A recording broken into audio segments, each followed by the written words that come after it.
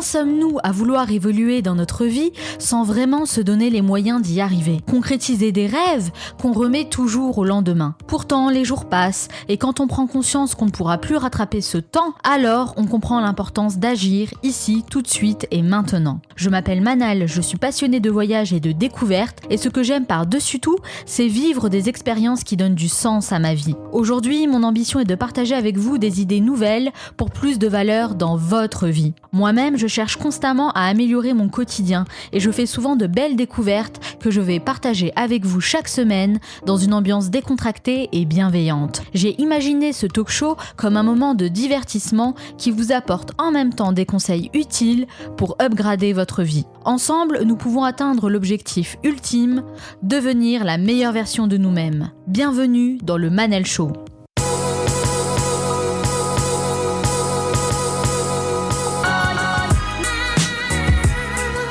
Vous avez rêvé de quitter votre job, mais vous n'avez jamais osé franchir le pas? Cet épisode va vous intéresser. Le Manal Show, c'est votre capsule inspirante pour devenir la meilleure version de vous-même. Chaque semaine, je reçois des invités aux horizons différents et aux parcours inspirants qui partagent leurs conseils et leurs expériences. En plus du podcast, je vous envoie du contenu exclusif par mail, les meilleurs livres que j'ai lus, les vidéos qui m'inspirent le plus, les articles que je trouve passionnants, bref, mes meilleures découvertes que je souhaite partager avec vous. Alors pour les recevoir, abonnez-vous à la newsletter sur lemanalshow.com. Dans cet entretien, je rencontre Charlotte Apieto, une jeune femme qui a décidé de quitter un travail qui ne lui correspondait pas pour suivre ses propres aspirations.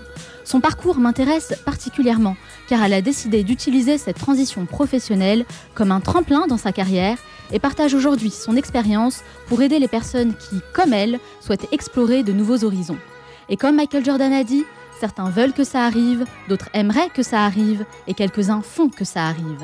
Cette émission dure 50 minutes et pas une de plus, alors soyez attentifs, faites partie de ceux qui font que ça arrive, passez à l'action.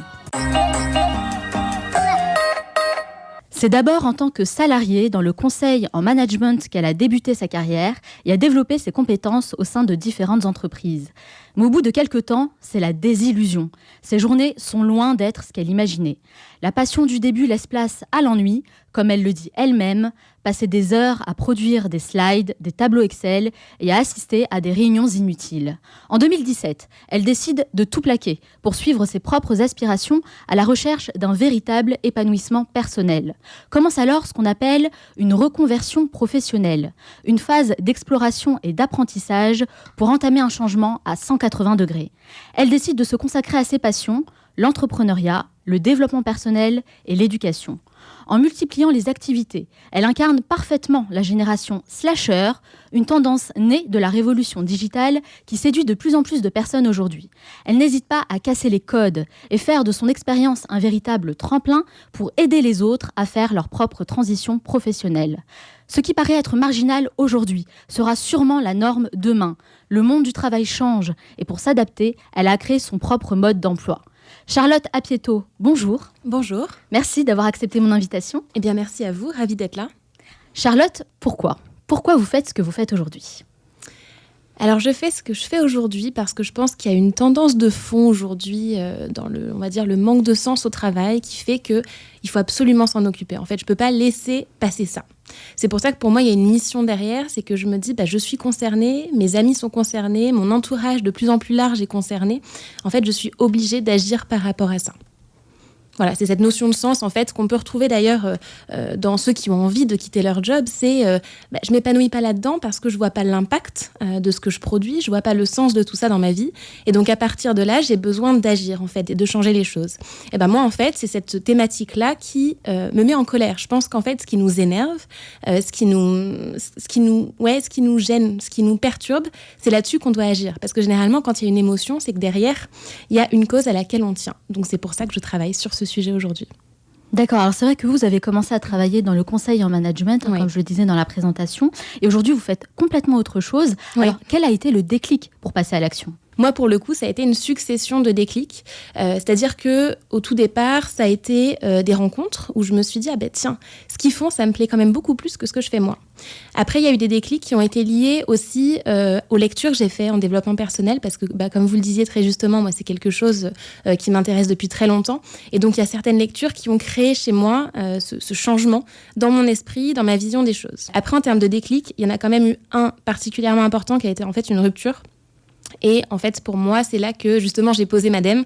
C'est quand je me suis retrouvée en arrêt maladie. En fait, moi, j'ai continué. On va dire que j'ai insisté en me disant ça va fonctionner, je vais finir par aimer ça. Et puis au final, c'est mon corps qui a lâché et je me suis retrouvée en arrêt maladie. Alors pas bien longtemps, ça a été une dizaine de jours. C'était juste avant mes congés d'été. Et là, je me suis dit, c'est quand même... Il y a une dissonance entre en fait mon corps et mon esprit. Donc là, mon corps m'envoie des signaux, donc je vais peut-être les écouter. Et donc cet arrêt maladie, pour moi, ça a été dur parce que j'ai ce profil un peu première de la classe, toujours présente, toujours à l'heure, tout qui roule. Et là, je pouvais plus aller au boulot en fait. J'y voyais plus, j'avais des tremblements. C'était plus que physique en fait. Ouais, c'était mental aussi. Oui, complètement. C'était un mal-être vraiment profond, mais c'est vraiment mon corps qui a lâché. C'est-à-dire qu'à partir du moment où je voyais plus mon écran d'ordinateur, c'est que en fait, je ne pouvais pas travailler. Et à partir de là, c'est vrai que ça a été, on va dire, le déclic principal. Alors, les vacances ont suivi au mois d'août, donc j'ai pu vraiment me poser. J'ai pris un mois complètement off pour me poser avec moi-même, pour apprendre à mieux me connaître, pour commencer à réfléchir plus sur le fond. Et à la rentrée de septembre, j'ai posé ma dème, d'où le nom d'ailleurs de Postadème. Exactement, Postadème, c'est le nom du projet que vous avez lancé. Alors, Postadème, comment ça s'est passé pour vous concrètement ? Alors, ça s'est passé en plusieurs étapes. Une fois de plus, poser sa dème, c'est pas poser sa dème du jour au lendemain. Donc, ça a été pareil pour moi. Il y a eu différentes étapes. En fait, comme vous le disiez, moi, à la base, j'ai une passion pour le développement personnel et l'éducation. Donc, j'ai vraiment commencé à creuser ces sujets-là, et notamment le sujet de l'orientation, mais la première orientation professionnelle pour les jeunes. Donc, je me suis dit, l'orientation scolaire, de toute façon, il y a quelque chose à faire, c'est évident. Qu'est-ce que moi, je peux apporter par rapport à ça ? Donc, j'ai rencontré beaucoup d'étudiants, j'ai beaucoup creusé le sujet. Et en fait, au bout d'un petit moment, je me suis dit, mais est-ce que c'est vraiment ça que je veux faire ? Est-ce que c'est vraiment à cette population-là de jeunes étudiants que je peux apporter quelque chose ? Et moi, j'avais ce sentiment un peu de me heurter à un mur, et le sentiment de ne pas être en phase avec ce que je voulais aussi. Pourquoi ? Parce qu'à cet âge-là, il ne se pose pas forcément la question de est-ce que je vais être vraiment heureux dans ce que je choisis ? Est-ce que ce métier-là, il m'épanouit sur le long terme ? Parce qu'on ne leur apprend pas aussi forcément à se poser ce genre de questions. Exactement, on ne leur apprend pas à se la poser, donc ils ne se la posent pas naturellement. Mais du coup, moi, je me suis dit, en fait, j'ai plus envie de travailler avec des gens qui se posent cette question-là, et où moi, je peux aborder toute cette thématique développement personnel. Alors, je pense que le développement personnel pour les jeunes, il y a des tas de choses à faire, il y a plein de choses qui se font déjà, mais en tout cas, c'était pas pour moi. Donc, c'est pour ça que je me suis dit, je vais partir plutôt sur la réorientation professionnelle, donc la reconversion. Et en plus, comme moi-même, j'avais changé plusieurs fois, j'étais devenue un peu la référence pour mon entourage quand il y avait des questions du genre qu'est-ce que je peux faire, comment toi t'as fait pour partir en start-up, parce que moi j'avais fait ça typiquement. Et donc à partir de là, je me suis dit go, moi je vais me positionner sur ce sujet. J'avais déjà énormément lu, et l'idée de Postadème, elle est venue en fait au mois d'août aussi. Alors moi au mois d'août, je suis pleine de créativité parce que c'est les vacances, je suis off, et donc je me suis dit qu'est-ce qui revient tous les samedis soirs en soirée, c'est lundi je claque ma dème, j'en ai marre, je plaque tout, je pars faire le tour du monde, ou je monte ma boîte, enfin il y a plein de projets. C'est typiquement les idées, les envies qu'on a le dimanche soir. C'est exactement. Est-ce qu'on passe vraiment à l'action le lundi matin ? Pas si sûr. Eh ben non, c'est ça. Et c'est là que je me suis dit, ce déclic-là, il faut le créer. Il faut inspirer, il faut motiver. En fait, pour moi, qu'est-ce qui manque dans le fait de ne pas passer à l'action ? Alors, il y a beaucoup de choses. On parle beaucoup de zone de confort. Je pense que vous connaissez le sujet. On est dans notre zone de confort. On sait où on est à l'aise, etc. Mais cette zone de confort, elle nous ennuie. Pour autant, sortir de là, et notamment le premier pas pour en sortir, c'est le plus dur. Donc derrière, il y a besoin de quoi ? Il y a besoin d'inspiration. Je pense que c'est hyper important. C'est la première étape quand on commence à se poser des questions, qu'on a envie d'autre chose, c'est de s'inspirer. Alors s'inspirer, ça passe par des rencontres, par des lectures, par l'écoute de podcasts comme celui-ci, par exemple. Mais moi, j'ai quand même une question qui me taraude, si je peux me permettre, Charlotte, oui. Parce que vous m'avez dit, moi, j'ai eu un arrêt maladie, je me sentais mal, un mois en off où j'ai pris soin de moi, j'ai fait le focus sur ce que je voulais vraiment, mais arrivé en septembre, vous avez repris le travail. Alors, comment on arrive à repartir au boulot, revoir son supérieur et ses collègues, alors que dans sa tête, on a envie de poser sa démission, en fait ? Alors, pour vous raconter un petit peu comment ça s'est passé, moi, c'était à l'été, donc il y a 2 ans. J'étais en arrêt pendant l'été. Et en septembre, quand je suis revenue, le 1er septembre, j'ai commencé mes recherches et au 15 septembre, j'avais trouvé. C'est-à-dire que je suis passée à l'action. Là. Pour le coup, je m'étais fixée fin octobre, mais en 15 jours, j'avais trouvé. Donc, j'avais trouvé un poste dans une petite start-up de 4 personnes. Moi, je voulais vraiment démarrer au tout début d'une aventure. J'ai posé ma DEM mi-septembre. Après, j'ai fait mon préavis. Donc, je ne suis pas partie non plus du jour au lendemain. Mais c'est quand même allé très vite. Mais c'est allé très vite parce que c'était mûr, en fait, dans ma tête. C'était là. Vous avez planifié les étapes ? Ouais, alors moi j'ai tendance à planifier, c'est dans ma nature. Mais oui, je m'étais dit, à fin octobre, il faut que j'ai un nouveau job pour le démarrer en début d'année maximum avec le préavis. Mais au final, j'ai trouvé très rapidement. Mais pourquoi j'ai trouvé rapidement ? Parce que ma réflexion, elle était déjà, on va dire, claire et bien avancée. En réalité, ça faisait déjà plusieurs mois que je me posais des questions. C'est pas venu du jour au lendemain. D'où les lectures, les rencontres, l'inspiration que j'ai, enfin cette démarche que j'ai eue. Mais là, c'était prêt. C'était le moment. Et à partir du jour où on est décidé et où on est en phase avec sa décision de partir, les choses, elles peuvent aller très vite.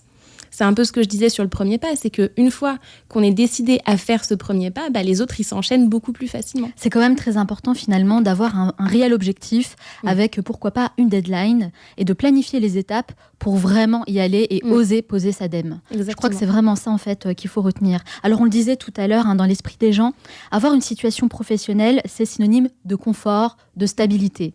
Versus changer de métier et poser sa DEM, ça sous-entend prendre des risques, et des risques qui sont notamment financiers. Alors vous, Charlotte, comment vous avez fait pour gérer ce côté financier, justement ? Ah oui, l'aspect financier, c'est un gros souci. En fait, dans les 2 obstacles que les gens rencontrent dans leur reconversion, le premier, c'est l'obstacle financier, évidemment. Et alors le deuxième, c'est l'obstacle social, donc le statut, la reconnaissance de l'entourage, etc. Donc sur la première partie financière, dans mon cas, effectivement, quand j'ai quitté le conseil pour partir dans une start-up, moi j'ai baissé mon salaire, ça c'est sûr, mais ça restait largement acceptable par rapport à mes charges, sinon je ne l'aurais pas fait. Mais j'ai accepté, en fait, tout simplement de supprimer le superflu. Et ce qui se passe, et ce que je dis toujours à ceux qui vont réduire, on va dire, leurs finances, c'est qu'en fait, quand on dépense beaucoup, quand on gagne beaucoup, en tout cas bien, et qu'on dépense, c'est pour compenser. Comme on n'est pas bien dans notre boulot, effectivement, le week-end, on a envie de partir loin.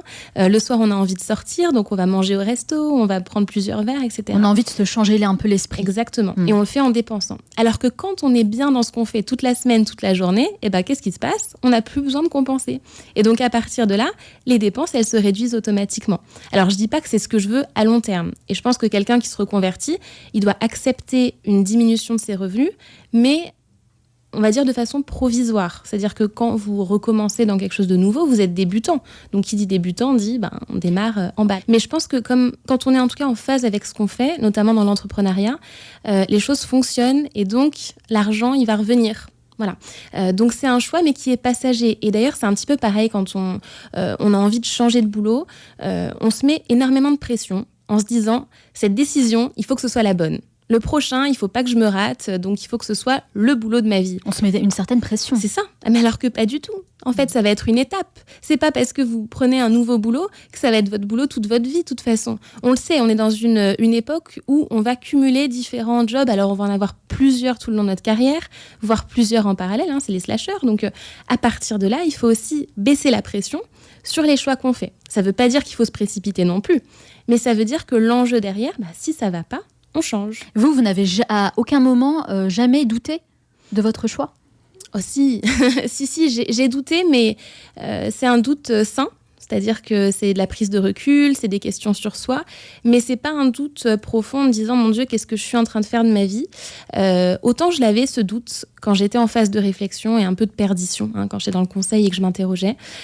Autant après, une fois de plus, une fois que le premier pas est passé et qu'on se sent beaucoup mieux à sa place, comme par magie, les doutes, ils s'estompent petit à petit. Après, évidemment, ça revient par moments, surtout dans l'entrepreneuriat. Je pense que si on ne doute pas c'est pas non plus bon signe, hein. Mais il y a le bon c'est aussi doute se et le remettre mauvais en doute. question, c'est sûr. C'est ça. Vous aviez dit tout à l'heure, alors il y a le premier frein, c'est le frein financier. Ouais. Le second qui est le frein social. Ouais, moi j'appelle ça comme ça, ouais.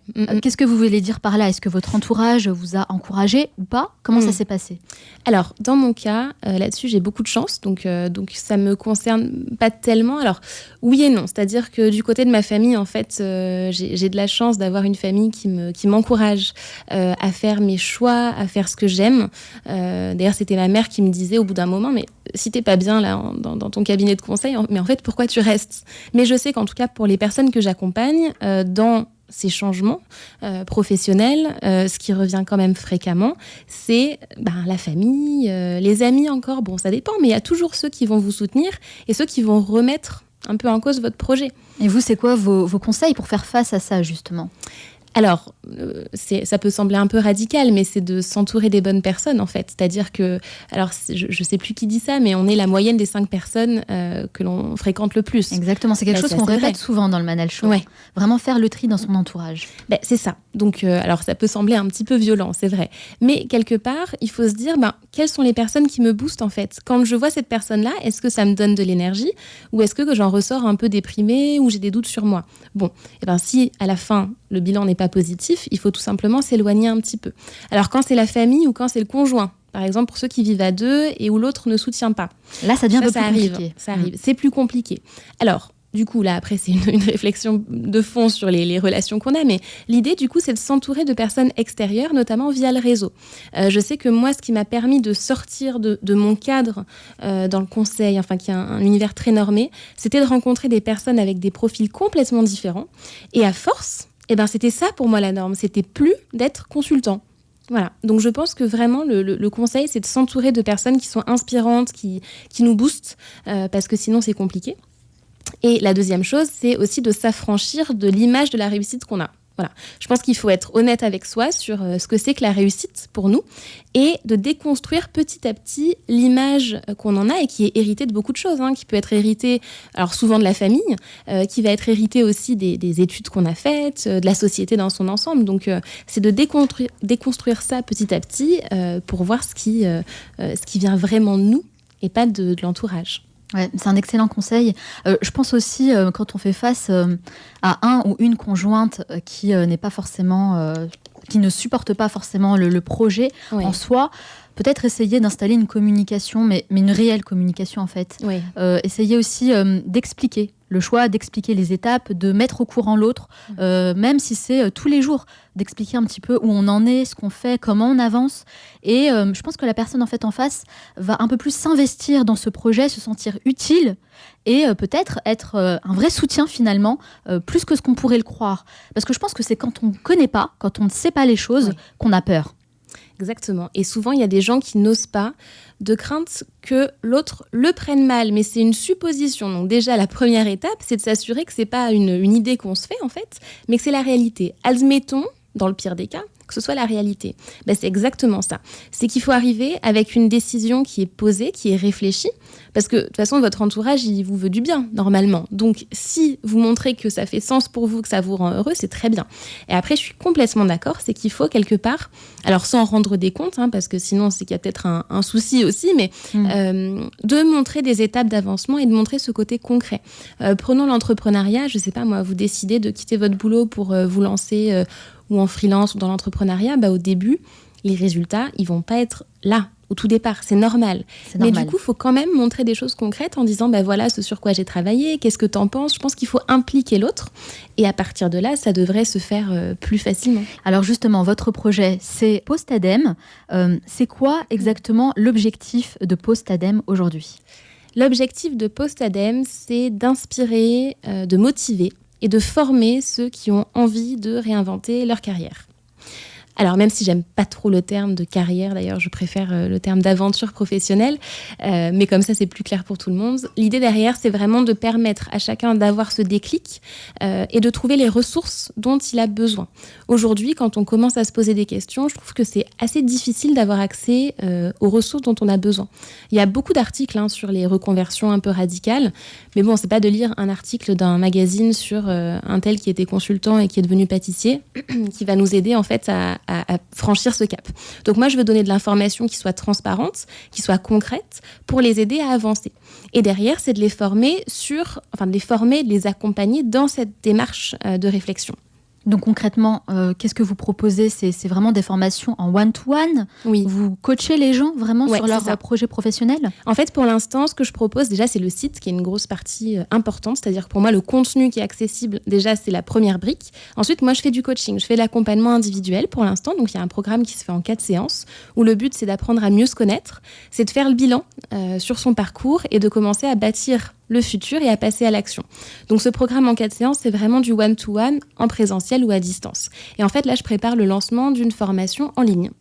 Une formation en ligne en même Exactement. temps. Voilà. D'accord. Donc ça permettrait aux gens de se former de manière autonome. Exactement, parce que sur ces sujets, pareil, quand on a besoin d'aide, qu'on n'est pas bien, parce que ça peut arriver d'être vraiment pas bien quand on se pose ces questions-là, on a envie d'avoir un accès aussi rapide et à notre rythme. Et je pense que pour ça, la partie digitale, elle est vraiment très importante. Par contre, il faut que ce soit du digital accompagné. Parce que le digital tout seul, on a tendance, au bout de 15 jours, à arrêter, voire avant.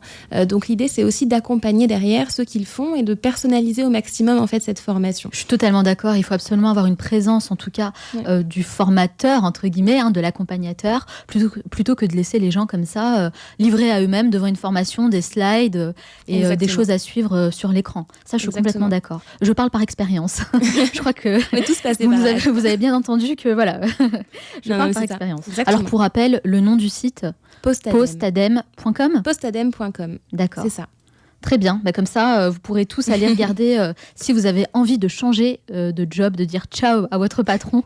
Allez sur Postadem. Je partagerai la référence sur le site du Manal Show aussi. Super. Alors, c'est vrai qu'on le dit, le monde du travail aujourd'hui, il évolue. Et on est amené à changer de métier très souvent. On ne va plus rester 10, 20, 30 ans dans la même boîte. Ce sera terminé. Et d'ailleurs, c'est de là d'où vient le mot slasher. Oui. Donc, un slasher, c'est quoi ? C'est une personne qui va faire différents métiers en même temps. Comment on doit aujourd'hui, nous préparer à ça ? Parce que c'est une réalité. C'est quelque chose qui tend à évoluer encore plus avec le temps, justement. Exactement. Alors, comment on se prépare à ça ? C'est une très bonne question.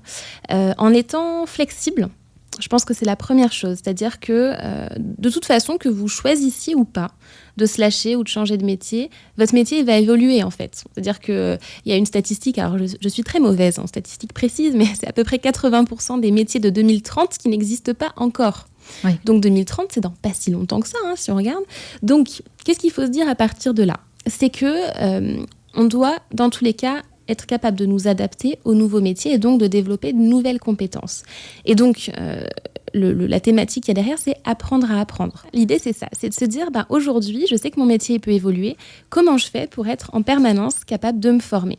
Et donc, l'auto-apprentissage, c'est une compétence à part entière aujourd'hui. Si vous regardez les compétences de demain, c'est le World Economic Forum qui les a listées. C'est des compétences qui sont plutôt comportementales, relationnelles. C'est ce qu'on appelle les soft skills. Exactement, les compétences douces, à l'inverse des hard skills qui sont des compétences vraiment purement techniques. Là, c'est comment est-ce que je fais preuve d'empathie avec les autres, comment je collabore en équipe et comment je me forme. Voilà, comment je développe ça. Donc, je pense que pour se préparer pour répondre à votre question, c'est toujours d'être curieux en permanence, d'accepter d'élargir son champ de compétences, d'accepter la nouveauté dans son métier et de l'accueillir, en fait, de l'accueillir comme une bonne chose plutôt que comme une contrainte.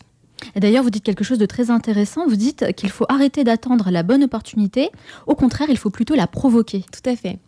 Exactement. Alors pourquoi ? Parce que j'ai fait une enquête à l'automne pour Postadem et c'est vrai que beaucoup de gens ont répondu j'attends la bonne opportunité. Et je me suis dit, c'est dingue quand même tous ces gens qui écrivent ça en réponse libre. Donc je me suis dit, mais qu'est-ce qu'ils mettent exactement derrière cette notion de bonne opportunité ? Et c'est vrai que ce que je dis par rapport à ça, c'est qu'une bonne opportunité, pour qu'elle arrive, il faut la provoquer, il faut savoir la détecter.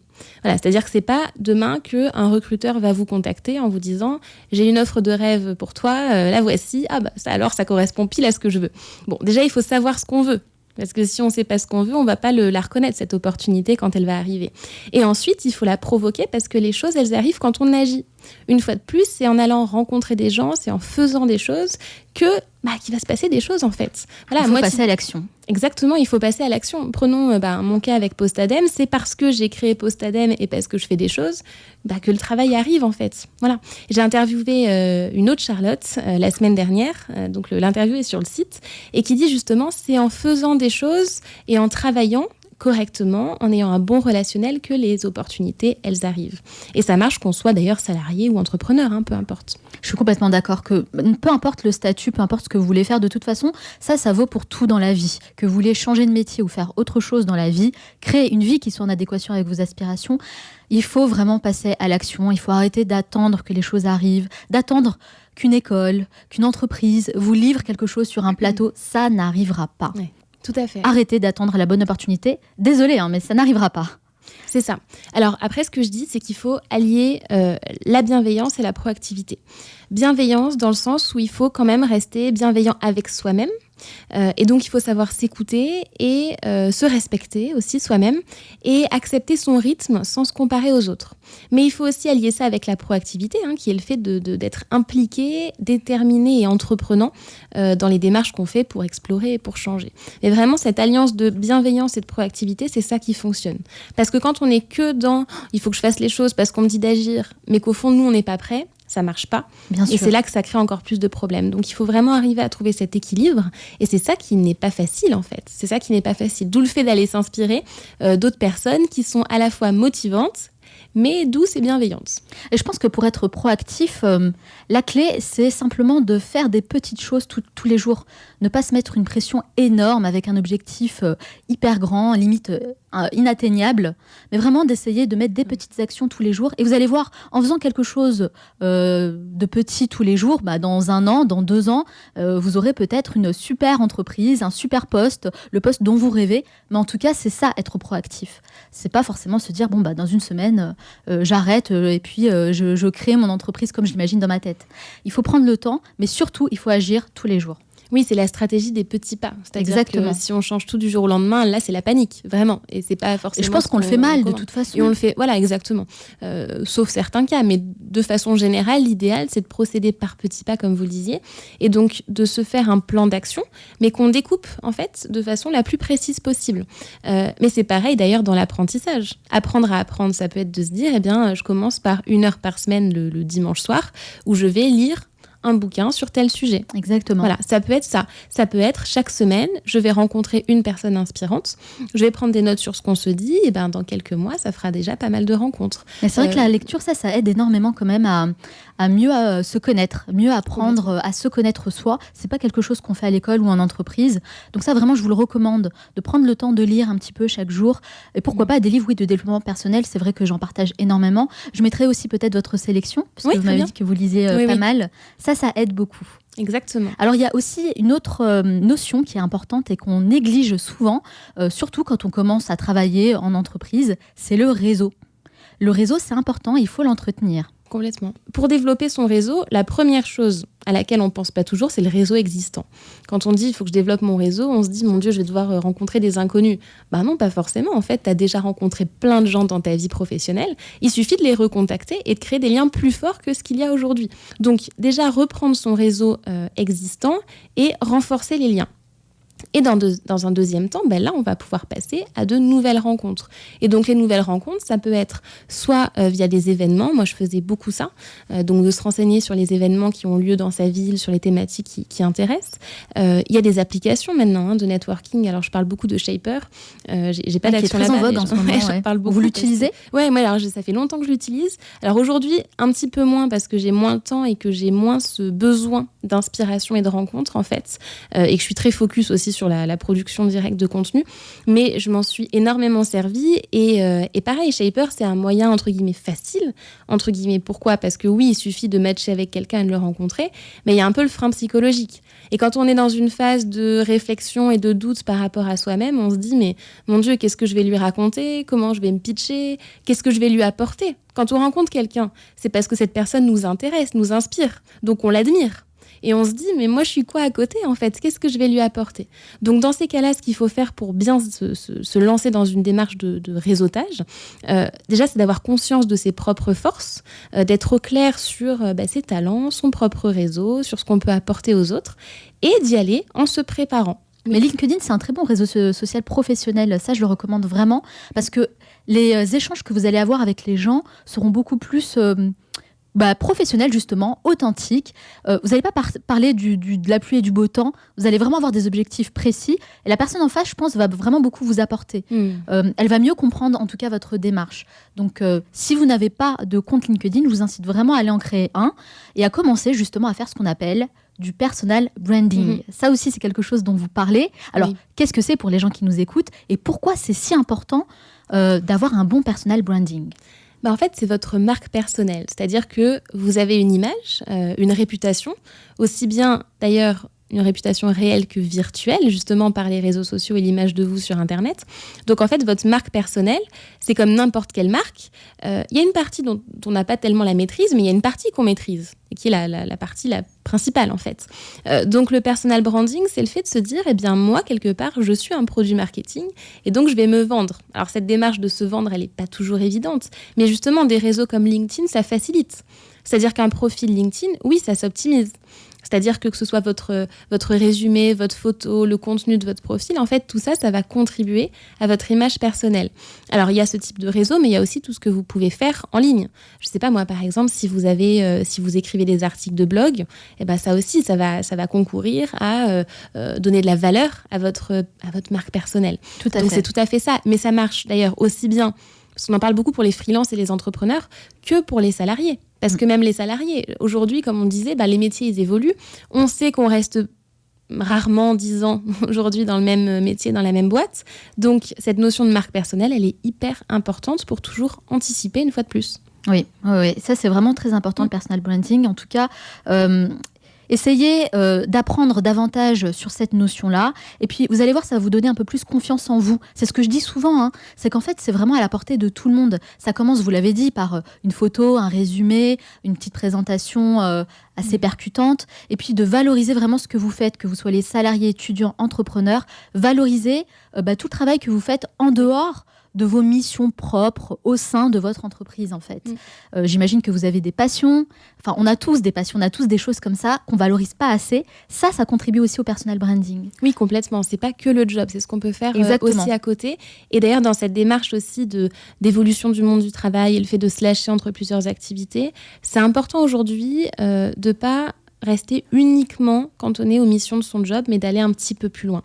Et le personal branding, c'est ça, c'est de dire je propose du contenu, des éléments en plus de mon job. Donc ça peut être complètement lié à votre job. Admettons que vous soyez, chargé de recrutement dans une entreprise, vous pouvez écrire des articles sur le recrutement, vous pouvez faire des petites vidéos, vous pouvez, animer un live. Enfin, il y a beaucoup de choses possibles. Ça assoit en fait votre expertise. C'est tout à fait ça. J'entends souvent des gens dire qu'ils ont plein d'idées. Ils veulent faire plein de choses. Moi j'ai plein d'idées, j'ai plein de choses en tête.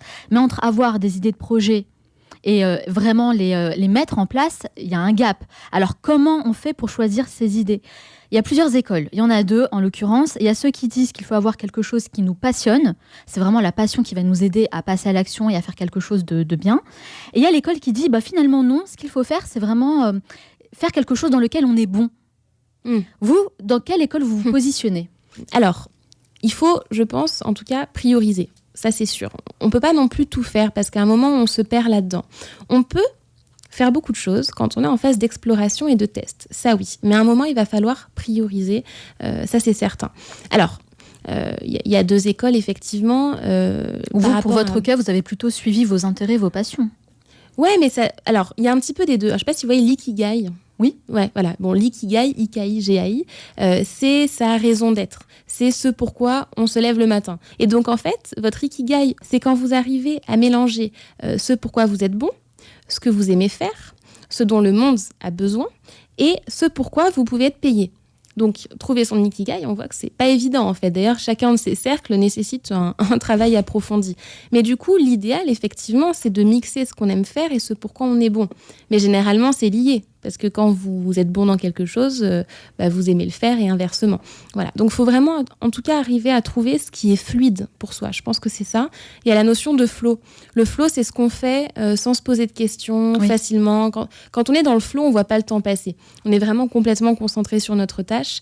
Et ces moments-là de flow, il faut arriver à les identifier en se disant, c'est là-dessus que je vais me focus par la suite. Voilà. D'où l'intérêt justement de bien se connaître, de planifier vraiment son projet et puis de hiérarchiser ses objectifs. Vous, sur votre site donc Postadem, vous partagez des interviews de personnes qui, eux aussi, ont décidé de pivoter.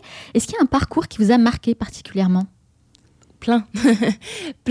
Après, les leçons que je tire des personnes, en tout cas, qui témoignent pour Postadem et de toutes celles que je rencontre, sont souvent assez similaires sur le fait d'agir, d'explorer. Enfin, on en revient toujours un petit peu aux mêmes choses, mais dites différemment. Après, est-ce qu'il y a un parcours en particulier je vais peut-être vous décevoir, mais je vais dire que non. Ce que j'en retiens, moi, c'est que toutes ces personnes-là, c'est des personnes qui ne sont pas plus courageuses ou plus douées en fait que les autres. C'est des personnes qui sont comme tout le monde, mais qui ont agi une fois de plus. Alors après, sur les parcours, vous avez sur le site, il y a aussi bien des salariés que des entrepreneurs, que des freelances. Quelques exemples de parcours un peu atypiques, mais reprenons Charlotte dont je parlais. Elle travaille dans une association dans le mécénat. Elle avait envie d'écrire. Elle avait aussi envie d'animer des chroniques radio. C'était un rêve d'enfant, mais en fait, elle ne s'était pas encore autorisée à vraiment le mettre en action. Et puis un jour, elle s'est dit, je vais écrire mon premier livre en parallèle de mon boulot. Elle s'est lancée auprès d'une radio, ça a fonctionné. Aujourd'hui, elle est écrivain, chroniqueuse et présentatrice télé. Après, il y a aussi des gens qui avaient un job bien payé en CDI. Je pense comme ça à l'expert comptable qui a décidé de lancer sa start-up, c'est ça ? C'est ça. Typiquement, Maxime, il était destiné à une voie toute tracée dans l'expertise comptable.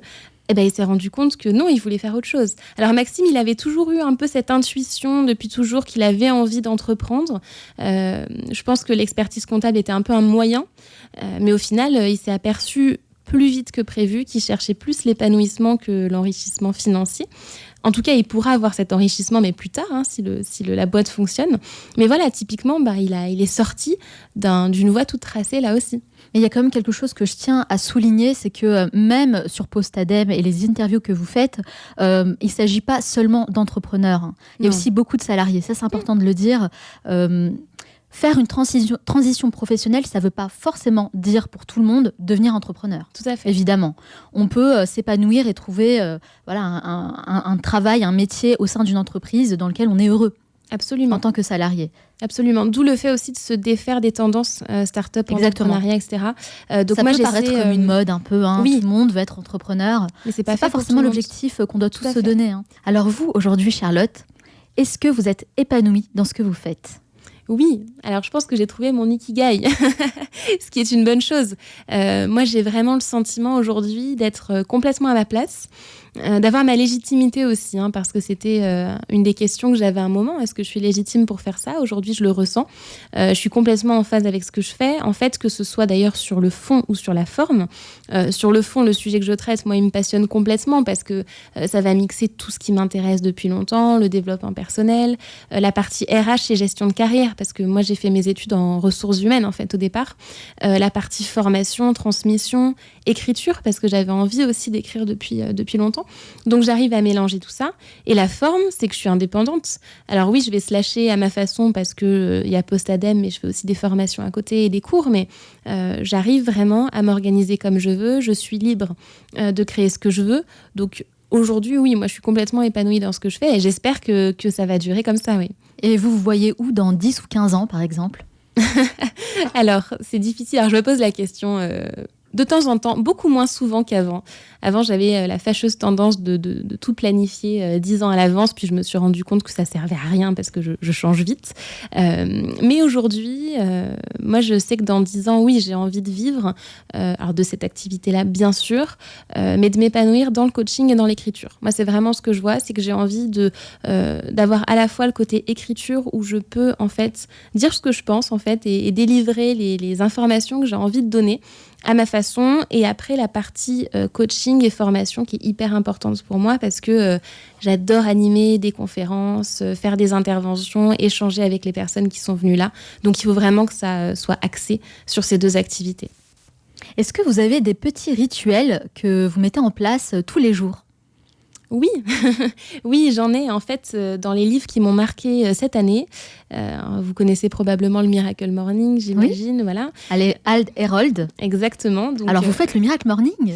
À ma façon. Il faut se réveiller tôt, hein. Là, dans son livre, je crois que c'est 5h du matin. En fait, lui, il se lève à 5h du matin. Le truc, c'est que on en a tous tiré la leçon qu'il fallait se lever à 5h du matin, mais c'est absolument pas en fait ce qu'il dit. Lui, ce qu'il dit, c'est ce qui compte, c'est que vous ayez une routine matinale. Mais après, vous mettez ce que vous voulez dedans, à votre sauce, et c'est à l'heure que vous voulez. En fait, ce qui compte, c'est de se réveiller un peu plus tôt que d'habitude. Exactement. Pour prendre le temps pour soi au départ. C'est ça. C'est pas du tout... Alors effectivement, si votre boulot, il commence à 7 ou 8 heures du mat avec les transports, eh ben oui, il faudra se lever à 5 heures.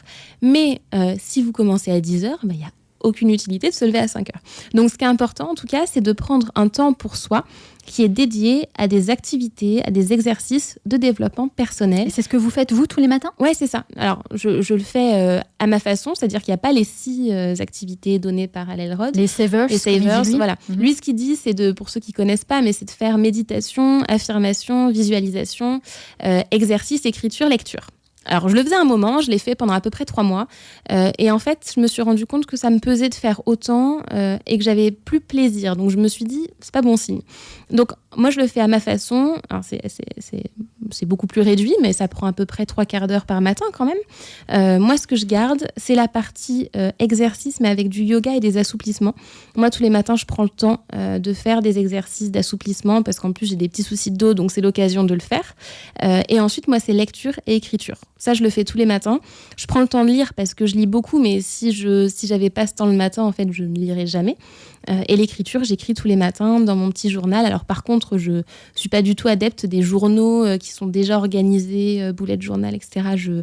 Je suis pas à l'aise avec ça. Moi, j'ai juste besoin d'une page blanche et c'est mon côté un peu libre et autonome. Et vous l'adaptez en fait ouais, je le fais à ma façon. C'est exactement ça. Et après, j'ai même alors moi, j'ai une petite routine du soir. En fait, la méditation, je la fais le soir.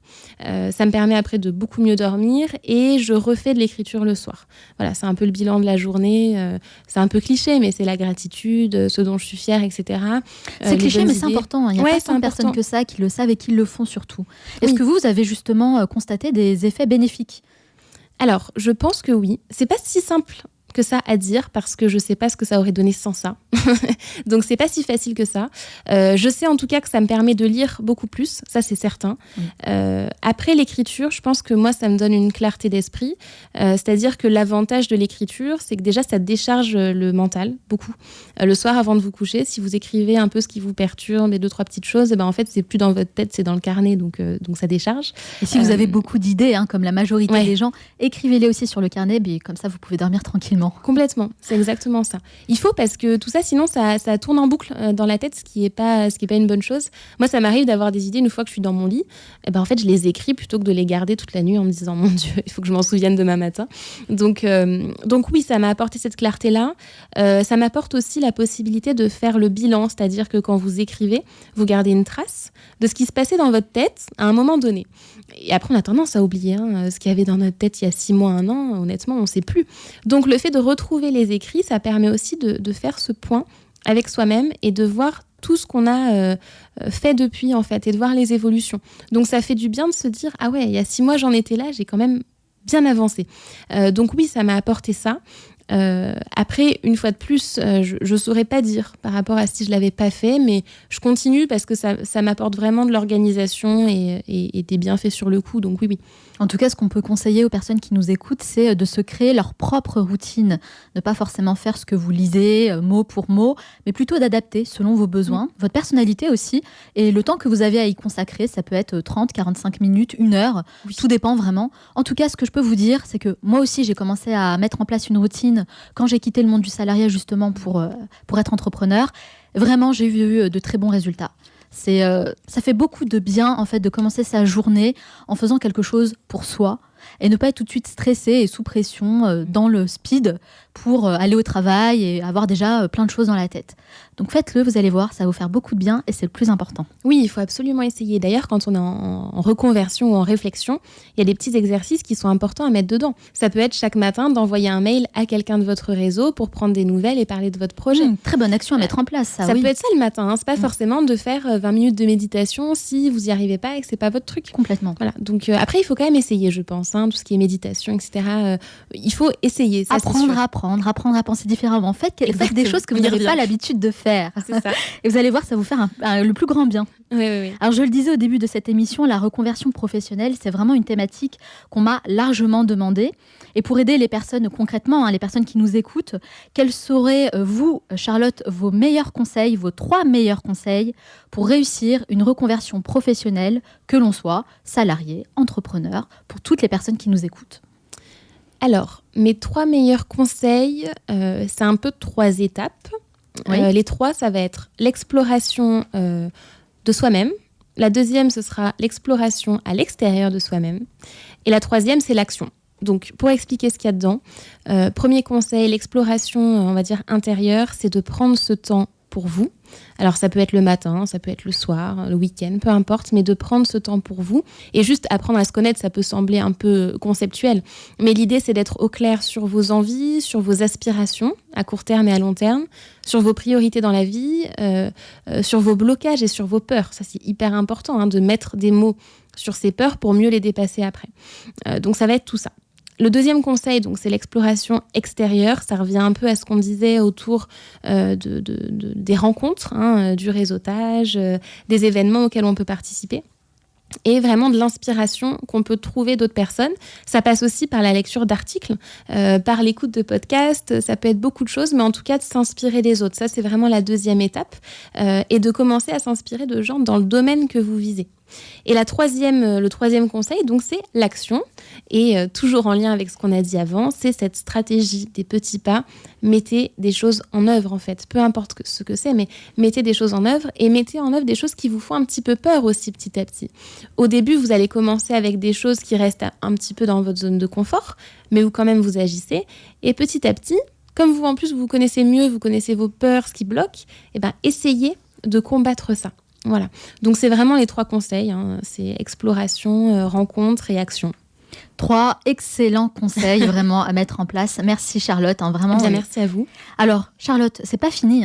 J'ai un petit rituel à la fin de chaque interview. Je pose une série de questions rafales. D'accord. L'idée, c'est de répondre le plus spontanément possible, sans trop réfléchir, pour mieux vous connaître. Ok. Ça dure 1 minute 30. Est-ce que vous êtes prête? Oui, je suis prête. Allons-y. C'est parti. Quelle est la première chose que vous faites en vous levant le matin? Je vais boire un grand verre d'eau et je me mets sur mon tapis pour faire mon yoga. Quel métier vous rêviez de faire étant enfant? Professeur. Quelle est la personne que vous admirez le plus? Ma maman. Quel est le dernier livre que vous avez lu? Alors, c'est Rework, Réussir autrement. Quelle est votre plus grande peur? De devoir retourner salarié. Quelle est la chose dont vous êtes le plus fier? D'avoir osé franchir le cap et créer Postadem. Quelle est la tâche que vous avez tendance à remettre toujours au lendemain? L'administratif. Quel est l'endroit où vous aimez aller pour vous ressourcer? Juste à côté de chez moi, vers l'île aux Cygnes. Quel est votre film ou documentaire préféré? iOrigins, qui est un film sur la question de la spiritualité et de la science.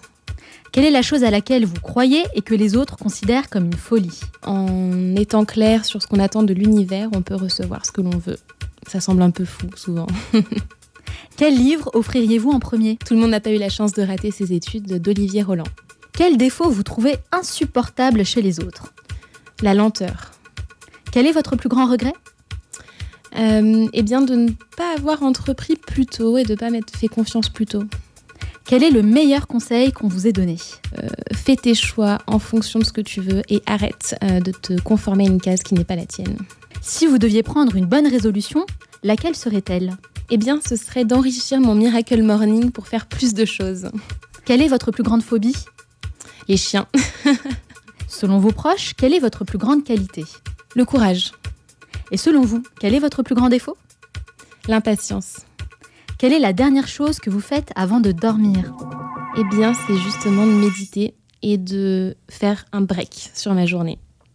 Merci beaucoup Charlotte d'avoir répondu à toutes mes questions. Si on veut vous retrouver et en savoir davantage sur vous et sur ce que vous proposez, où peut-on vous retrouver justement ? Eh bien, vous allez sur postadem.com et je suis aussi sur les réseaux sociaux, donc à chaque fois c'est postadem, c'est très facile à retrouver.